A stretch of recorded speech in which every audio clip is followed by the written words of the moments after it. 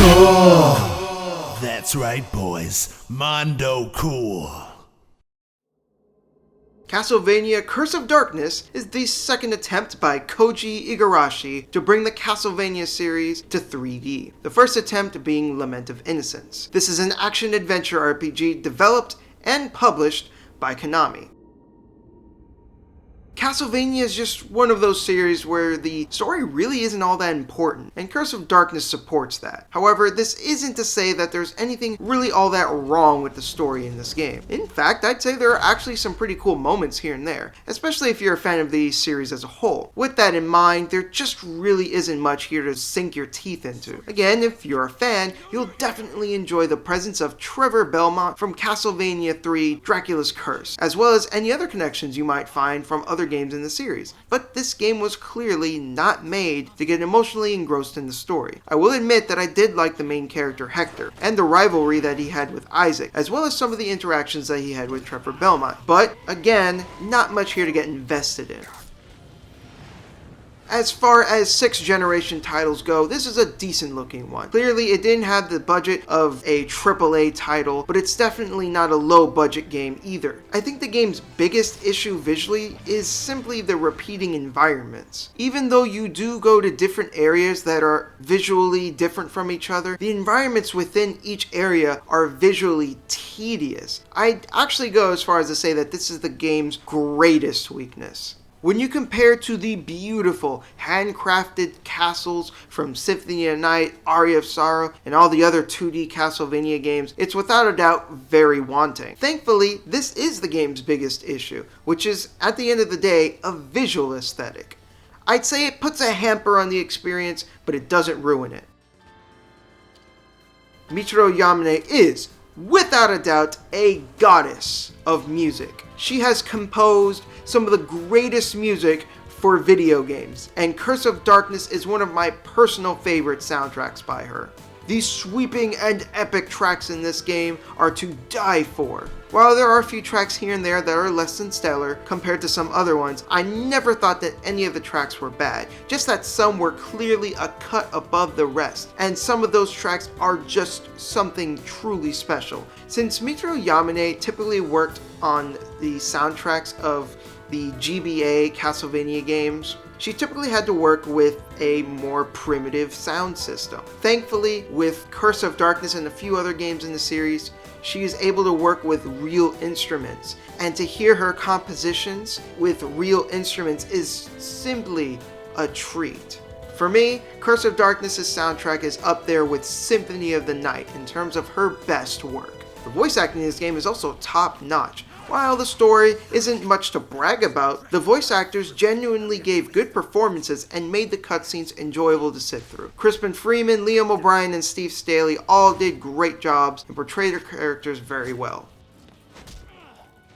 As mentioned before, Curse of Darkness is an action-adventure RPG. You control Hector, a Devil Forge Master, which is where the crux of the gameplay stems from. Now, the core combat is some basic but fun stuff that manages to stay fairly fresh throughout the entirety of the game. You create different weapons in the game by finding materials which allow you to create different types of swords, lances, axes, fisticuffs, as well as some miscellaneous weapons, mostly just for fun. This serves to vary the gameplay just enough to keep it from feeling boring, as you have many weapon types, and the more weapons that you create, the more attacks are unlocked. As you explore the game, you'll also encounter these creatures known as innocent devils. They're very reminiscent to the familiars from Symphony of the Night. However, they play a much larger role in the gameplay, instead of just being an extra feature. As you fight enemies, your innocent devils will fight alongside you and will learn different abilities as they level up. A neat feature is that depending on what weapons you use, it will determine how your innocent devils will change and evolve. Each type of innocent devil is also unique, and they can be used to help you in different situations, whether it be in a battle or outside of a battle. Fairies can heal you as well as unlock chests. Golems are powerhouses that can help you fight as well as open heavy doors. Birds are not as strong as golems but can help you fight as well, and allow you to glide across huge gaps, along with all the other innocent devils that have similar abilities to help you both in and out of battle. There's a lot going on in terms of mechanics in this game that makes it really addicting to play. Getting new materials for new weapons, evolving the innocent devils and learning new abilities, exploring the game's world for secrets and rewards. I always felt like I was busy in the game, but in a good way. As I played the game, I kept on wanting to progress my character and his innocent devils, and the mechanics in the game support a strong sense of progression that made it rewarding to play because it always felt like I was doing something that mattered. Castlevania Curse of Darkness is one of the most underrated Castlevania games. Most fans dismiss 3D titles in the series, but I feel that this game is undeserving of such dismissal, as it's such a fun game to play. Yeah, the story isn't much to get excited over, and the tedious environments might grate on some, but if you're looking for a fun action-adventure RPG with lots of interesting mechanics, this game is definitely worth your time. This has been Shintai, folks. Take it easy.